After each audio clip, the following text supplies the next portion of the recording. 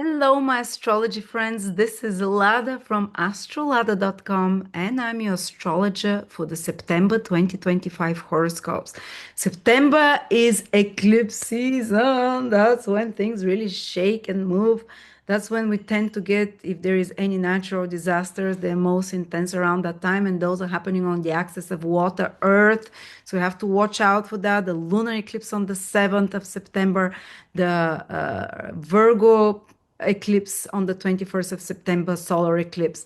So, whoo, and this is also a sign that in the next 6 to 12 months, because eclipses affect us globally for a long time, there will be big shifts in our medical system. Pisces, Virgo, they're connected to health, to medical things, matters about health and such stuff will be very important. Medical healing system, hospital system might be changing. Virgo is the workforce, and there will be other eclipses in Virgo. So something will shift for the next, already from September, but the job market in a big way. Watch this out. Of course, with AI and everything, oof, exactly those 2 years of eclipses in Virgo and Pisces. Pisces is unemployed, Virgo is working people. There will be like a huge change. Who is unemployed, who is working, maybe more unemployed people because of AI. We'll see this because the eclipse in Virgo is with the South Node, which is like weakening. In Pisces, with the North Node. So they might be like that more people will feel like, what are we going to do, Pisces? And where are we supposed to, are we unemployed now? What is our use? Well, Virgo is like, I feel useful and so on. So the eclipses are happening there on those two Pisces Virgo line. So medical, health, and working, non-working. So this is some of the themes, plus earth and water. You see, the other eclipse in Pisces or near Virgo was with Saturn, Neptune. We had the big water floods that happened in America right after this eclipse. Now let's pray. It's also hurricane season, so who knows? But on a personal level, the first eclipse, the lunar eclipse, is quite positive. It's trine Jupiter, its ruler. It's with the North Node, which tends to give us things for previous efforts, rewards us for something that we've wanted or you've worked on. While the next eclipse on the 21st of September is solar eclipse. It's about new beginnings, but it's with the South Node. You sacrifice something and the new is given to you, or you start the new, you open yourself to the new, and the old just leaves your life organically without effort. And Saturn is coming back to Pisces to finish old work. And actually, Saturn in Pisces cleans the slate, wipes the slate clean from past karmas. Think of problems that you had for the last 27, 8 years, or 14 or 7. These are Saturn cycles, or 21 years, or 14 or 7 or 28. That has been repeated. Saturn is coming back for the last 5 months here, together with an eclipse there, a lunar eclipse, which lasts for 3 months, to wipe it clean. So you start anew after that. So some repeating problems been bragging you, you're going to solve it in the next 5 months. But before I start with the 12 signs individually, I have a new course. I'm so excited. It's an ancient technique, 3,000 years old, ancient Hellenistic, the 3 periods of life. Everyone has 3 periods in life. Not everyone lives through all three. But there is a specific way and very easy. You don't need to know astrology. I lead you through that, how to calculate. For some people, the first period of life might be 17 to, for others, 38 years. And to analyze and to see, someone might be born in poverty and they shift into their second ruler, second life period, and they become so successful. Or someone might get into success and fortune and improved life and health only in the third period, so in their 70s, 60s, or some people move into the third period at 50. So for everyone is different, and I'll show you how exactly to calculate it, how to compare the periods, which is stronger, which is weaker. So you have a sense, like my first 38 years, I was in a very weak planet. And now I moved after that. So life has been wonderful into a much stronger planet. So or someone might be like very successful, famous, or, in the young adult years, popular and very promising. And then suddenly they disappear. They enter into their second period, which might be very weak in their horoscope, and they're like Mr. Nobody. So fantastic, only $20 for early bird purchases. Again, I want it to be very accessible to you. Um, and now let's go to the eclipses September for each of the 12 signs. Thank you. Gemini Sun Moon Rising using Tropical Western Astrology. Gemini, September is intense for you because the eclipses in Pisces and Virgo are happening in your 10th and 4th houses, which are angular houses. If that's you here, Gemini, they're just on a cross from you. And in astrology, we know that anything that is on a cross from us, which is 90 degrees, it's really activating. In ancient astrology, it's manifesting on the material level, but it's triggering as well. It's triggering you to make some change, and it can feel a little bit more uh, like out of the blue, like some kind of a challenge in some way. And the first eclipse is the lunar eclipse on the 7th of September. It is happening, Gemini, in your 10th house in Pisces on the top of your horoscope. Actually, ancients are saying that if there is an eclipse happening in your 10th house, they were talking about from the ascendant, but let's apply it also to the moon and to the sun. One can become like a king. Ooh. And I actually tested this in my life when there was an eclipse from my 10th house. And it was with the North Node, which is now for you with the North Node, which is a node of gains in some way or material achievements. One can become like a king. Well, when this happened for me, my company grew. It's like I was just working alone. Suddenly I became a boss. So not a king, but something 10th house. You can be given more authority. You can grow some business. And remember, the eclipse is not just on 7th of September. It spans 3, 4 months ahead. So let's say this is the best case scenario for the eclipse in your 10th house. Maybe a promotion or maybe just some more elevated station of authority and so on. Uh, or it can, because it is an eclipse, it can start with some crisis, oh, new direction in your career or something. You have to change there. Full moons are seeing the fullness of something, having some realizations in Pisces, deep psychological realizations about the direction of your life professionally or your worldly responsibilities. Even if you're a house homemaker, this is like a big focus on your responsibilities and duties, on your ability to take control and solve complex problems as an executive, even executive of your household, doesn't matter.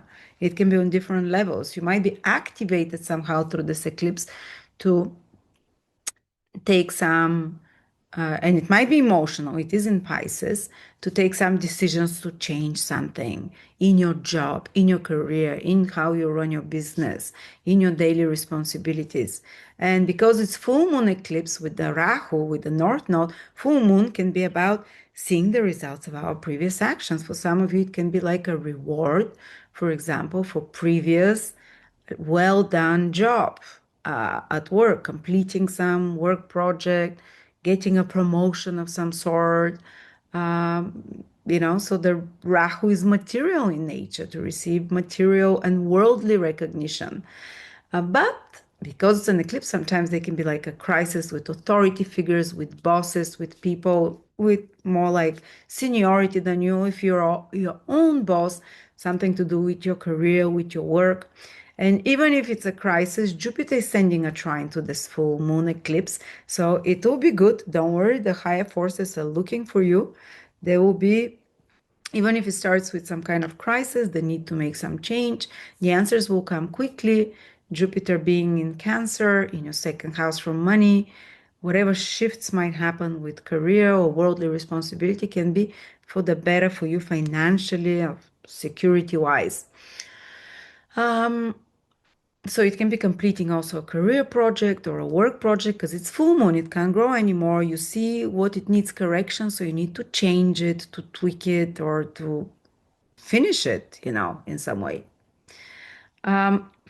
And of course, Saturn is from the 1st of September, is also moving into a 10th house. It's been there already for 2 years, the last 2 years. It moved out of it for 2, 3 months. Now it's coming back to complete the job. So if you have some unfinished work project, or maybe an old job can appear, or old professional opportunity, work opportunity for you can appear, for example, or some unfinished project, or some unfinished responsibility, even if you're a homemaker, even if you're retired, something that is relying on you to get done. 10th house is the house of action, of getting to work, of being responsible. And Saturn there says, okay, one last push to do something difficult here. And again, if you deserve it, Saturn can be the most rewarding planet by, giving more authority, profession with or work, or raising of authority, but coupled with more responsibility. So it can be about restructuring your career. If you're unhappy in your career, in your professional world, with your duties and responsibilities, even if you're stay-at-home mom, even if you're retired, whatever your duties and responsibilities, now is the last chance to change it for the next 4 or 5 months, not just September. Don't worry, but September triggers this process to change it, to restructure it, to find alternative ways to do it. Or, and there is the energy of release, letting go, because it is Pisces, it's so lunar eclipse. Lunar eclipse is often about letting go, but because it's with Rahu, this letting go will align you to the right path in life and will open up the future for you. Because sometimes we let go of stuff and nothing new appears, and we're left hanging in an empty space, so it's suspended. But not because the full moon eclipse, which sometimes are about endings, completions, or seeing results. That's the good side of it, as I said, seeing results of some work project, institutions, authority figures, if you've been involved with. But it's about something that you're already aware of, that exists. It's not something totally brand new. It's something that's been there. And Saturn there and the eclipse allows you also to solve a long term, and not just in September, over the next 2 3 months, 4 months even, long standing issue connected to some parent, and things come to head there. They escalate over the next 3 4 months and they get solved, and that's it after that. With authority figure, long-standing problem if you've had with your career, long-standing problem if you've had with institutions of some sort, or maybe to end, I can call it even like a curse, career curse. Some people, like, they can't find what they're meant to do. They feel like blocked, or what, or they are, or they have always very kind of difficult authority figures over them, this kind of karmic, or problems with one of the parents, because the 10th house is the house of parents, authority, seniority, or career. And that can happen by correcting your course of action, but somehow you will be able to do that and to complete an old karmic cycle. If it might have lasted for 7 years, for 14 years, or for even 30, almost 28, 9 years, because these are the cycles of Saturn, that it goes there for the last time in your 10th house. And it's asking you with some event, maybe some event will happen. Maybe it will be internal or external that allows you to conclude karma connected to those things. And the lunar eclipse allows you to release it as well, for it to happen faster, for you to have deep realizations, because the process of Saturn are very slow, but of eclipses, the psychological shifts are very fast. Simultaneously, we're going to have on the 21st, and these processes, they don't end on Saturn on the 1st of September enters and the lunar eclipse on the 7th, and that's it.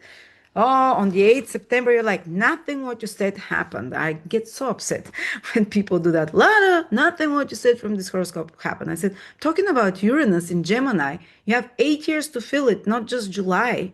Like, I'm just telling you to have the perspective for the next 8 years. It's the same now with this. It's not going to be the exact name of the eclipse. Sometimes it happens then. But as I said, the eclipse triggers for 3 months. Saturn will be in your 10th house for 5 months. So that's it.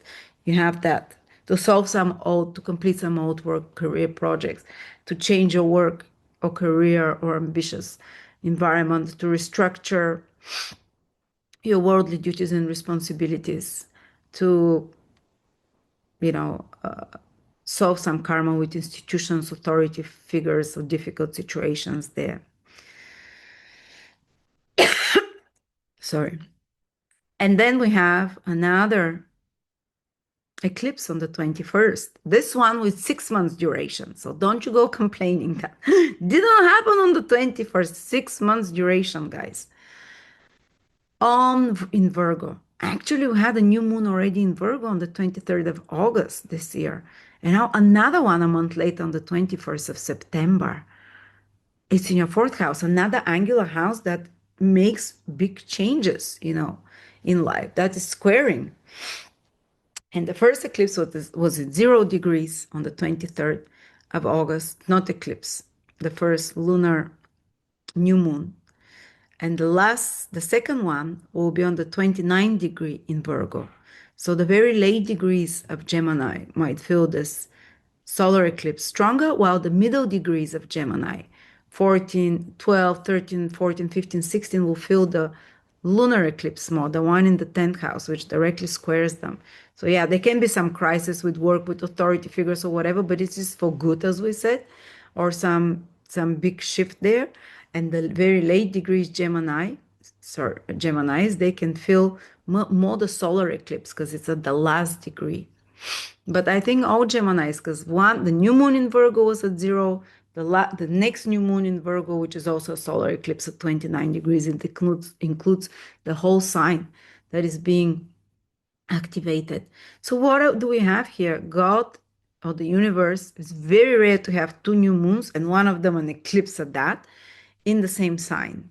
So it's like the opportunity for 2 new beginnings in your fourth house, family, place of living, emotional connections to the past, to cut connections or to release, to heal, to forgive, because the new solar eclipse moon is with the south node, which is, detaching influence, which is let go of the hurts and pains from childhood or family or those close, near and dear, release, so you can have a renewal of your internal state. Because fourth house is how happy you are, the foundation of your life, your mental, emotional, psychological happiness and health.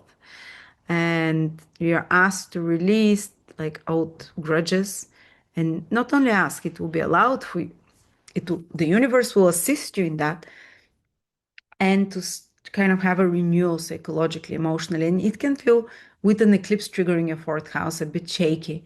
And sometimes there can be actual events like relocating to a new place, changing place of living, some big event happening with one of your parents. Here you see the 10th and the 4th house is the parental axis that's being activated for you with the eclipses, with Saturn, with the new moon.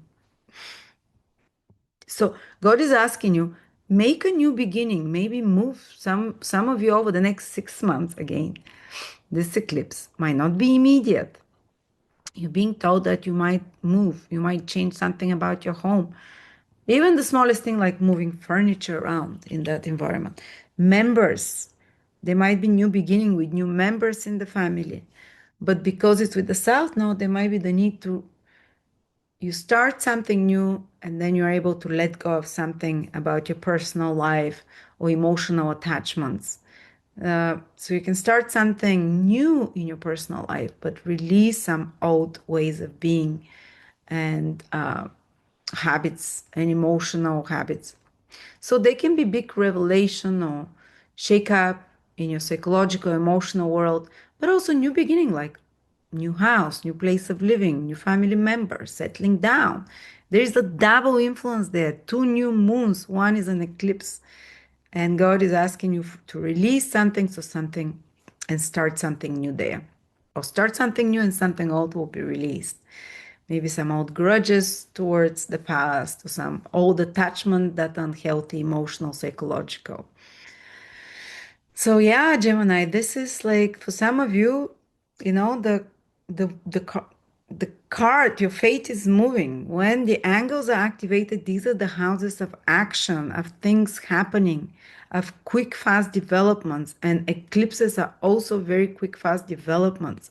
And for you, they're the pivotal houses, the 10th of your career, a worldly responsibility, connection to authority. So the fourth, your motherly responsibility, your parental responsibility, some big change can happen there. Your home environment, place of living, your security and psychological well-being, so to speak. So big one, do right. Maybe now you'd feel big changes already, maybe in October, November, right below, so we can keep track in real time seeing this. Or also come and join me for my webinar, which is only 2 hours, but it shows you the three parts of life. Some people, the first 30 to 40 years or 20 to 30 years, I'll show you how to define that, can be under the influence of very hard planets. For others, the second part of life, or the third one, can be the real successful. So others can start very successful and end up more invisible and on a different vibe altogether. This is fascinating, very correct ancient astrological technique. It's good for anyone, even beginners who don't know much astrology and want to know how their life is split in three.